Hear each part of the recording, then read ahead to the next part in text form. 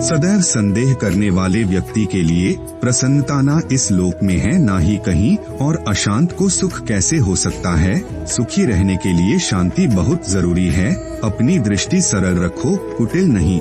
सत्य बोलो, असत्य नहीं। दूरदर्शी बनो, अल्पदर्शी नहीं।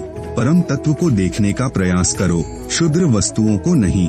इस वीडियो में आगे बढ़ने से पहले हे कृष्ण, जो मेरा अननोन राही 2.0 यूट्यूब चैनल को सब्सक्राइब करें। उस इंसान को चाहे कुछ भी हो जाए, सफलता दिलाकर ही छोड़ना लज्जा नारी का अमूल्य रत्न है। व्यक्ति जो चाहे बन सकता है यदि वह विश्वास के साथ इच्छित वस्तु पर लगातार चिंतन करे। जो मन को नियंत्रित नहीं करते उनके लिए वह शत्रु के समान कार्य करता है। नारी वह धुरी है जिसके चारों ओर परिवार घूमता है। पुरुषार्थ नहीं करते वे धन, मित्र, ऐश्वर्य, उत्तम कुल तथा दुर्लभ लक्ष्मी का उपयोग नहीं कर सकते। जहाँ सब लोग नेता बनने के इच्छुक हों, जहाँ सब सम्मान चाहते हों और पंडित बनते हों, जहाँ सभी महत्वाकांक्षी हों, वह समुदाय पतित और नष्ट हुए बिना नहीं रह सकता।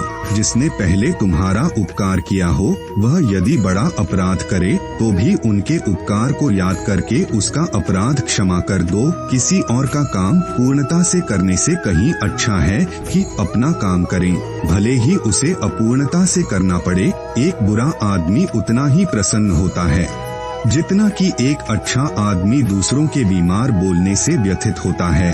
ये इंद्रियां ही स्वर्ग और नरक है। इनको वश में रखना स्वर्ग और स्वतंत्र छोड़ देना नरक है। संसार में वही मनुष्य प्रशंसा के योग्य है, वही उत्तम है, वही सत्पुरुष और वही धनी है जिसके यहाँ से याचक या शरणागत निराश न लौटे। किसी के प्रति मन में क्रोध रखने की अपेक्षा उसे तत्काल प्रकट कर देना अधिक अच्छा है। जैसे पल में जल जाना देर तक सुलगने से अच्छा है। लोग आपके अपमान के बारे में हमेशा बात करेंगे।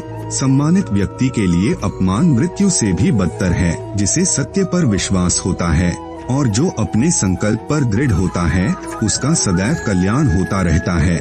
जिस परिवार व राष्ट्र में स्त्रियों का सम्मान नहीं होता वह पतन व विनाश के गर्त में लीन हो जाता है। महाभारत, शरणागत की रक्षा करना बहुत ही पुनीत कर्म है। ऐसा करने से पापी के भी पाप का प्रायश्चित हो जाता है। मन अशांत है और उसे नियंत्रित करना कठिन है, लेकिन अभ्यास से इसे वश में किया जा सकता है। मोह में फंसकर अधर्म का प्रतिकार न करने के कारण ही महाभारत जैसे युद्ध से महान जनधन की हानि हुई। जो कार्य में निष्क्रियता और निष्क्रियता में कार्य देखता है वह एक बुद्धिमान व्यक्ति है। एकमात्र विद्या ही परम तृप्ति देने वाली है।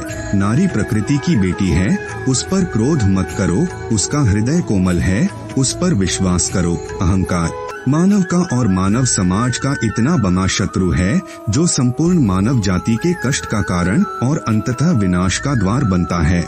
महाभारत लोभ धर्म का नाशक है। जुआ खेलना अत्यंत निष्कृष्ट कर्म है। यह मनुष्य को समाज से गिरा देता है। सदाचार से धर्म उत्पन्न होता है तथा धर्म से आयु बढ़ती है। व्यक्ति को अभिमान नहीं करना चाहिए, नहीं तो दुर्योधन जैसा हाल होगा। परिवर्तन इस संसार का अटल नियम है और सबको इसे स्वीकारना ही पड़ता है, क्योंकि कोई इसे बदल नहीं सकता। मनुष्य अपने विश्वास से निर्मित होता है। जैसा वो विश्वास करता है वैसा वो बन जाता है। स्वार्थ की अनुकूलता और प्रतिकूलता से ही मित्र और शत्रु बना करते हैं। बुरे कर्मों का बुरा परिणाम निकलता है।